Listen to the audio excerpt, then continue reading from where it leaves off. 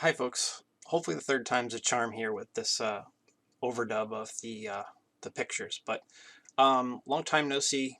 I'm going to do a quick unboxing with pictures of the Karoo 2. Um, and then, last time I did this, it was like a 40-minute movie. Trying to reduce the size here, so let's get right to it. This is the original box in the first picture. The next picture is the box half open, showing that it kind of slides out of the packaging, not terribly important. Next picture is the box fully kind of opened, showing the unit in its, in its glory, I guess, with the screen protector unfortunately still on. The next picture is the size comparison between the Karoo 2 on the left and the original Karoo.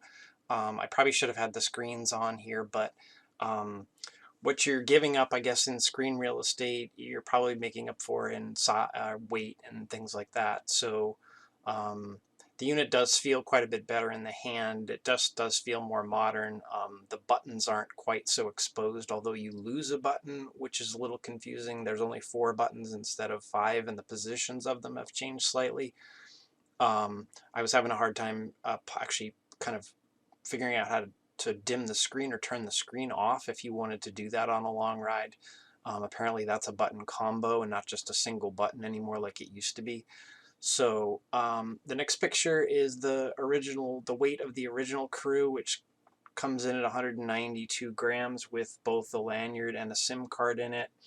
The next picture is the Karoo 2, unfortunately still with the screen protector on it, but nothing else, so that's 131 grams.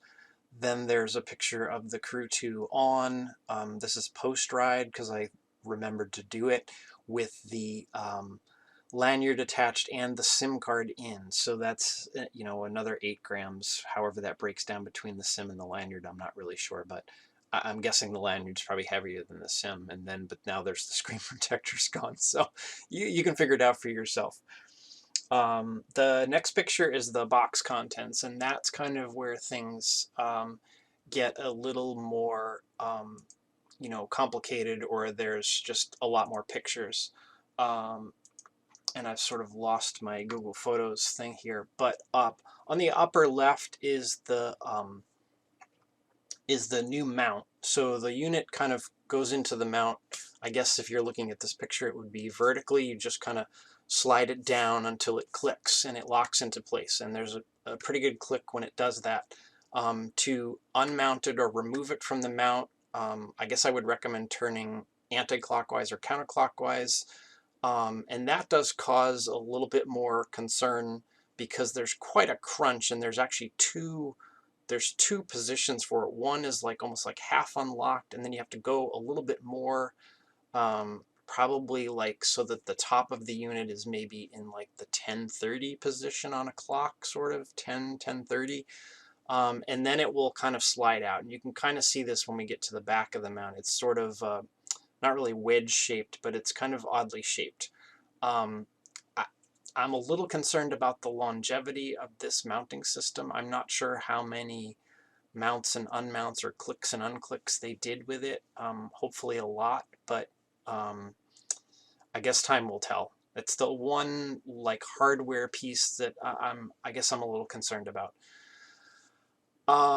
Next to that, there's a little bag with little rubber stoppers for the USB-C port. Next to that is the Garmin Mount, which I probably should have flipped over so you can see, but that adapter slides into the back of the Karoo 2 and allows you to mount the unit on any standard Garmin quarter turn mount. So the original Karoo mount will work.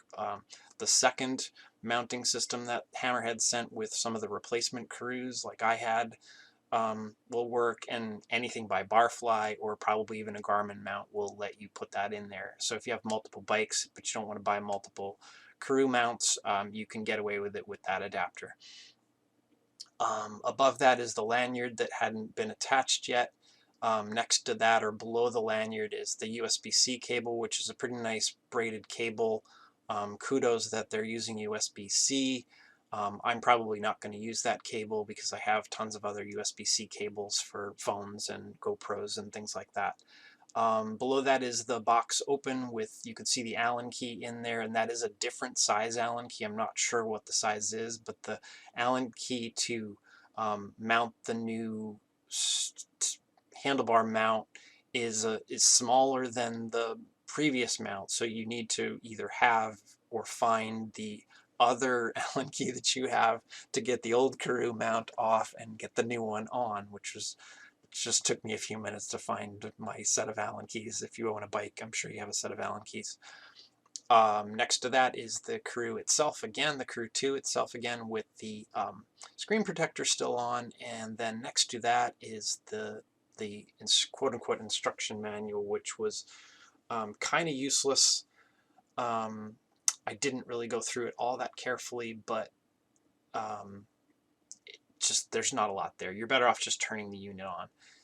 When you turn the unit on, you're going to get if you have a Hammerhead account already, almost everything is going to be imported for you once you log in and remember your password or find your password to your Hammerhead account. Your profiles, your bikes, all that stuff will come over. Even maps will begin downloading in the background, so be careful and make sure you're on Wi-Fi and not on the SIM.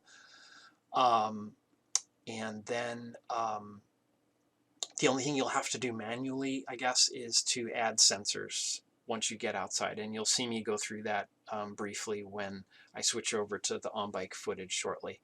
The last two pictures are a picture of the back of the unit with the SIM case closed, and then there's another picture of the back of the unit with the SIM case open. I used an American 25-cent piece, and you can see the size of that compared to the Nano SIM and the cover. The little silver tray that the SIM goes under, you have to kind of slide that to the right, kind of open it up, kind of clamshells up and to the left. You put the SIM card in, close it back down, and then slide the silver plate back to the left to lock it in place. If you're selling your original Karoo, don't forget to take that out of there before sending it along to the next user. My Karoo is probably going to go up on eBay if it's not already there by the time you see this. And I think that's it. I'll close this out for now. I'll switch to the on-bike stuff, and then what we'll do probably is come back and look quickly at the ride in Golden Cheetah. There won't be any power, so it's not super interesting, but I wanted to look at the trace, it's the GPS trace, and a few other things. So that's it for now.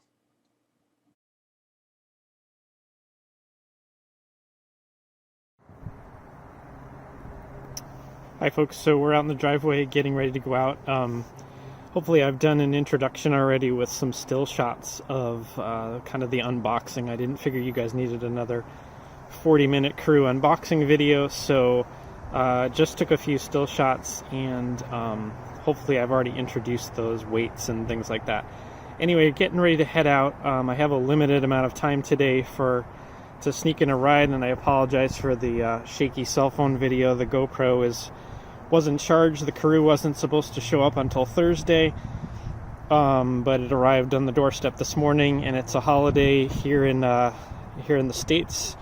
It's Martin Luther King Day, so I have a Monday off and can get out for a ride, and the sun is shining and it's not blowing too terribly much, so I guess off we go. All the good news is that although I couldn't get this any sooner, once I put my username and password in, or my account information, pretty much everything happened automatically, including background map downloading and profile downloading. Everything was already set up. The only thing I had to do was download the companion app and pair my phone, which worked. I've tested that in the house, had my wife send me a text, and it does pop up.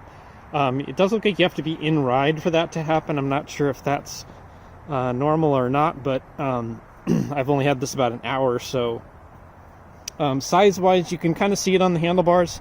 The astute among you will note that this is the cyclocross bike. So this is the Garmin, or I'm sorry, the Hammerhead mount that came with my replacement Karoo that was replaced for battery issues. I guess in the spring, maybe. It's early 2021. I've kind of lost track of all sense of time. But so the Karoo 2 has the Garmin quarter turn mount snapped onto the bottom of it. I haven't had time yet to attach the official mount to the bike, but I probably will actually put that on my road bike and not my cross bike anyways. Boy, my hands are really shaky. It's pretty chilly out here today. Where was I going with this?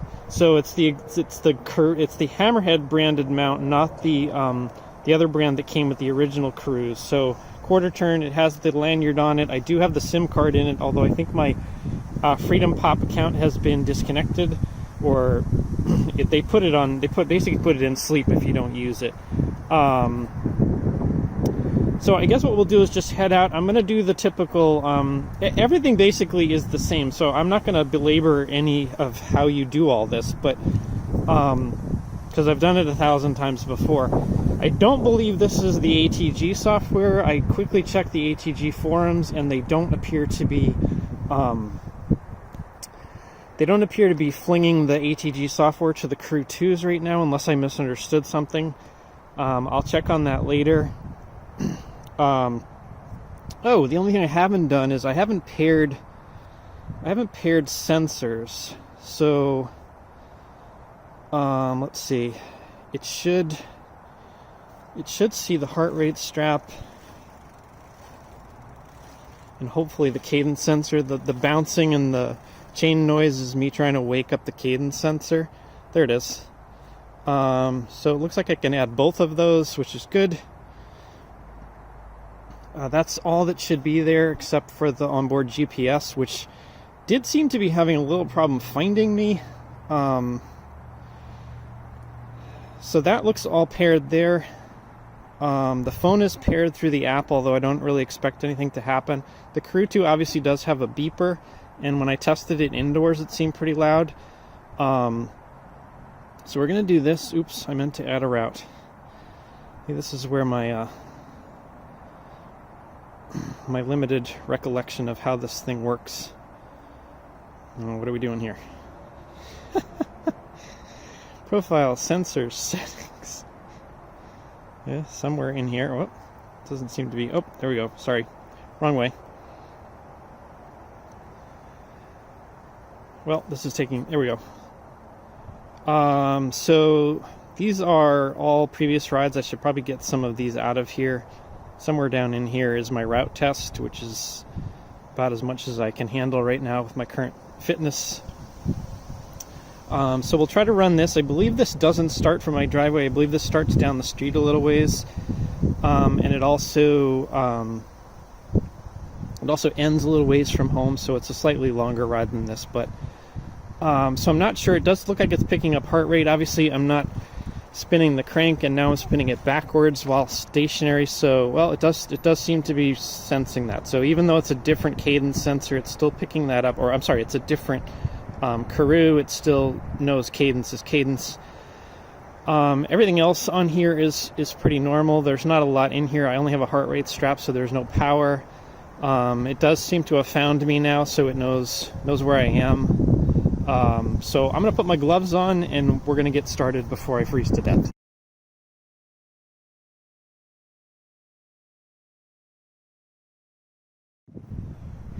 Hi folks, just a few mid-ride kind of, I guess, impressions before I get home and forget some of them, and I'm getting a little wind here, so I'm not sure how well the mic's picking me up, but overall everything's pretty good. It does look like they changed this behavior where the Strava segment stays up even while you're paused, and it's about to end anyways by time, so I'm currently in no physical condition to really go after Strava segments, but I kind of thought I would show that to you in case you hadn't seen it before. A couple other quick things to note. So there is still no, as far as I can tell, and unless it's an option that I haven't discovered or I haven't turned on, there's no way to tell, other than the beep, there's no way to tell when you're off course other than the map. And it's only the color of the, sorry about the focus, it's only the color of the line that really helps you. Like right now it's confusing because you're seeing an orange line above a yellow line because of the Strava segment. But when I was off course, And I still think this is what they should do here, is when you're on course, this bar should always be in yellow. If you're following a course or a map, that should always be in some sort of color, whether it's green, yellow, red, don't really care. But when you're on the page and you're not, or you're on your main data page and you're not paused, that does not show in yellow. It's just white on black. And then when you get off course, if you don't look down quickly after the beep to notice that you're off course, you really don't know. In my case, I obviously know where I'm going, and that's not a problem. But if you're in a situation where the next turn is really far away, the only thing the Karoo now notifies you of is when you're coming up to the next turn to get you back on course. And if that's miles and miles away, you could be in kind of a situation. So I really think this status bar or something else should be used on any of the pages to indicate when you're not on the course that you selected. That seems like a simple thing to use, and again, I've argued this many times in the past about the fact that they have this beautiful color screen, and in a lot of cases they simply don't take advantage of it. So I'm not sure if that's coming, or if any of the developers or the staff are actually even watching these videos anymore. It's been so long since I published one that they're probably not, which I can't blame them for. Anyway, I really think that's something that they need to look at. So the map's fine. It did locate me right away. I think it was having a problem when I was looking at it earlier because I was inside, and particularly I was in our 3-season porch, which is almost entirely made of metal, so that was probably acting as a Faraday cage. I did not mess with the elevation settings, so some of these are probably off. You can see my heart rate's pretty high given the speed that I'm going because of the shape that I'm currently in, which is more akin to round than a shape. But there was something else I was going to talk about. Oh, I know what it was. The mount. So this is the Garmin Mount, obviously, and this is the Karoo. You can see here, this is the Hammerhead branded mount that came with the original Karoo. But what I noticed is when I went to hit this button here, and I'll see if it does it now. Yeah, it doesn't take a lot of force to twist that. It does. There is a detente there, so it does kind of quote-unquote lock into place. But you can see there, it actually goes both ways. So if you have gloves on and you go to hit this lap, and this is the lap button, so this is something I use on a regular basis. If you don't kind of use your thumb to kind of support it, it does twist. I'll be interested to see how the Karoo 2 specific mount works, and given this behavior with this mount, I guess, it's probably pretty likely that I actually will put the Karoo mount on the cyclocross bike, at least for the winter while I'm riding it mostly, and then I can put this mount or leave the other mount on my road bike, potentially on the trainer if I ever get the gumption up to do that again. Anyway, so that's some quick in-ride stuff at the golf course here where you've seen me before, and I guess we'll continue before I get too cold and sweaty.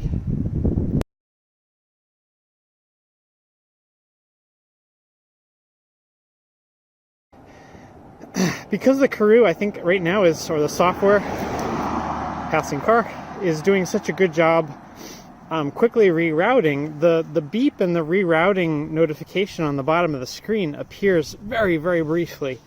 So now you can probably see, like, at the bottom of the screen, the route I was supposed to be on is in yellow, and the one that I'm on now is in red. But again, there's nothing indicating on the screen other than that on the map page that I'm off course. So just a suggestion, you know, I've made it before. I don't know if it's, and I'm pretty sure I've made it in writing, but I'm not sure what the decision is there. But anyways, I just kind of thought I would show it again because, again, I'm on familiar roads. Obviously, it's around my house. But if I was somewhere new and I just kind of decided to take a turn that I thought I needed to take but didn't, there's very little on here to tell me that I've done the wrong thing. That's it for now.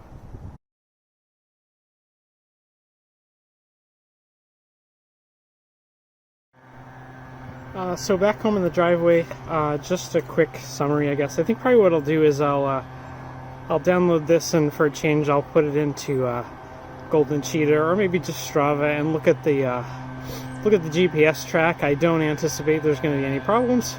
And I would say, despite my two little interstitials there, the overall experience is good. The boxing, as you'll see or saw, packaging was great. The mount appears to be fine, but I haven't tried it yet, so we'll probably I'll do another video at some point. Maybe I'll even mount the old Karoo this way, put it here, and then there'll just be some comparison. Again, the GoPro is dead, so this is all cell phone footage, and I really didn't want to ride with my cell phone, to try to film while riding. But overall, I mean, everything was fine with the exception of those two things, and that's really a software thing. There's nothing wrong with the hardware. I did at one point, I think, pause the ride by mistake, and I think that's to do with the fact that the button that's now here used to be up here. So when I would grab the Karoo, and I probably grabbed the old one the same way to kind of tap the lap button, I think I was squeezing potentially both buttons at the same time. I'm not really sure what I was doing, but at one point the screen went blank. I thought I had actually lost battery. I can't tell what the battery percentage... There's battery saver, but there's no... Oh, there's the battery percentage, 31%. So it came at 50% out of the box. I'm not sure how accurate that was. It was in China, 4 or 5 days ago. So I guess kudos to FedEx for getting it here this quickly. It really wasn't supposed to be here until Thursday, and it's only Monday. So that was actually fairly amazing that it cleared customs and all that stuff as quickly as it did. But overall, despite my couple of complaints, and again, those are software issues, really not hardware. There's nothing really wrong with the hardware. The unit feels nice. The SIM card is in, and I think I showed that in a picture. The installation of that is quite a bit easier because you don't have to pry off the shell and kind of get inside. The only other comment I would make is it did come, and I think the picture showed it came with two little plastic nubs that I guess you're supposed to put over the USB-C charging port. I know my Garmin has a charging port on the back, my older Garmin 510, and that's sort of attached with its own little mini lanyard almost, so that it doesn't fall out. I have a feeling these little rubber things that you're supposed to stick in there, I guess when you're riding, are gonna disappear and get sucked up by vacuum cleaners and general household maintenance, but I guess we'll see. So I'm gonna bring it inside, put it on a charger. I'll either film a little bit later with Golden Cheetah or Strava just to show the track and any other oddities that may appear in the data file, and then we'll try to keep this a reasonable length. So thanks for watching.